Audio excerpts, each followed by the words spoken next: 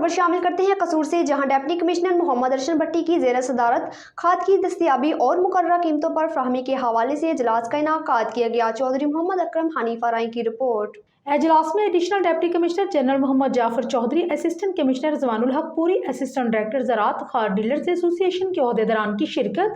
जिला भर में खाद की ग्राम फरोशी जखीरा अंदोजी करने वाले खाद डीलर्स के खिलाफ सख्त एक्शन लिया जाएगा। खाद की मुकर्रर कीमत से ज़ायद नरखों पर फरोख्त किसी सूरत बर्दाश्त नहीं की जाएगी। जिला इंतजामिया खाद की मुकर्रर कीमतों पर फराहमी को हर सूरत यकीनी बनाए। ऑनलाइन पोर्टल पर खाद के स्टॉक्स की कड़ी निगरानी की जाएगी। खाद डीलर्स दुकानों पर रेट लिस्ट को नुमाया जगहों पर आवेजा और खाद की मौजूदगी को यकीनी बनाएं। कैश मेमो और रिकॉर्ड रजिस्टर्स को अपडेट रखा जाए और खाद की मुकर्रर कीमतों पर फरोख्त को यकीनी बनाया जाए।